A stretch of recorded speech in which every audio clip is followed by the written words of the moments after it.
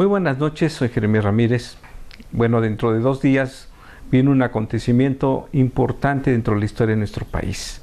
El inicio de la Revolución Mexicana, que fue con los hermanos Cerdán en Puebla, al ser descubiertos que estaban comandando un grupo de subversivos, podríamos llamarle entre comillas. Se adelanta, como en el caso de la independencia, se adelanta la lucha por la Revolución Mexicana. Muchos años, alrededor de 30 años que había estado Porfirio Díaz en el poder. Entonces la situación se fue descomponiendo al grado de que los grupos sociales se empezaron a levantar en armas.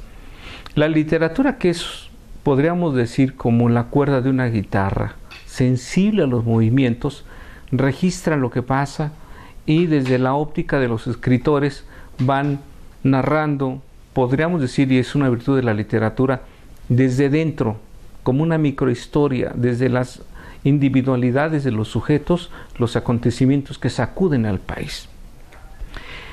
Es muy probable que cuando los hechos se están dando parece que la literatura está calladita, pero en realidad lo que está haciendo es que está registrando el hecho. Los escritores sensibles, como creadores que son, van registrando los hechos y después los van virtiendo en la literatura. Esta ocasión quisiera comentarles algunas de las obras notables en la literatura de la Revolución. Quizás sobresale a la cabeza Mariano Azuela con una novela que se llama Los de Abajo, donde narra estas luchas campesinas y cómo son involucrados y cómo se defienden y cómo se disfrazan, en una novela magistral. Yo la leí cuando estaba en la preparatoria y quedé encantado con la novela. Y después encontré casualmente en una colección de letras mexicanas un libro muy singular que se llama Soy soldado de Levita, escrito por Francisco Eli Urquizo. Francisco Eli Urquizo, a diferencia de Mariano Azuela, que fue un intelectual, que fue un escritor, era un militar. Y es curioso que haya combinado, como dicen en el prólogo, la espada con la pluma. Y desde el interior de su experiencia como soldado, va narrando, en este caso de esta novela, porque escribió muchos libros, va narrando las vivencias y la óptica de la lucha desde la mirada de un soldado. Es una novela trepidante y es curioso cómo este hombre llega a las letras sin tener una formación propiamente literaria.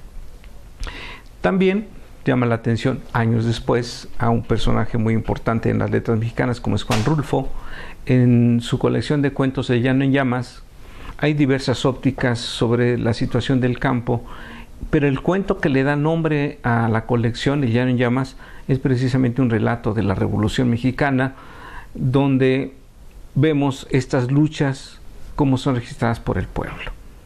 No quisiera terminar esta pequeña cápsula cultural sin 2 libros magníficos que son altamente recomendables. Uno es editado por la UNAM, se llama Cuentos de la Revolución, que fue compilado por Luis Leal y agrupa una serie de escritores como Martín Luis Guzmán, como Urquizo, como Mariano Azuela, como Nelly Campobello, en una serie de cuentos magistrales sobre la Revolución Mexicana. Hay un cuento que es estremecedor que se llama Una lluvia de balas, de Martín Luis Guzmán, que narra de esta manera como la gente ya metida en la violencia de pronto no tiene, podríamos decir, una barrera entre la moral y la diversión.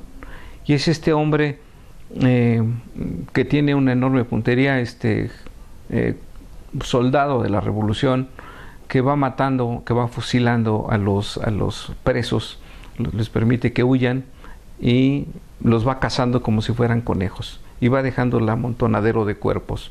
Con una enorme puntería va acribillando uno tras otro, uno tras otro. Es un cuento extraordinario de Martín Luis Guzmán. Y precisamente quisiera cerrar esta nota con una novela ya posrevolucionaria, pero altamente reveladora de cómo se congrega el poder, que es La sombra del caudillo. La sombra del caudillo es una novela donde hay esta lucha ya post-revolucionaria por el poder y cómo son los crímenes de Estado, que no es ajeno, digamos, el mundo, ¿no? Pero no nuestro país.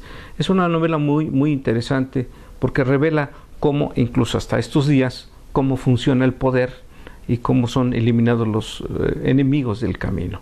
Es una novela extraordinaria que se llama La sombra del caudillo, que después tuvo una versión cinematográfica censurada por más de 30 años, que yo la vi estando en la universidad, porque ya en ese tiempo, cuando el videocassette empezó a circular, pues empezó a ventilarse muchas películas prohibidas y salían en forma de video, y algún maestro en la universidad no la mostró. Ahora la puede usted comprar en 30, 40 pesos en cualquier centro comercial. Es una película muy interesante.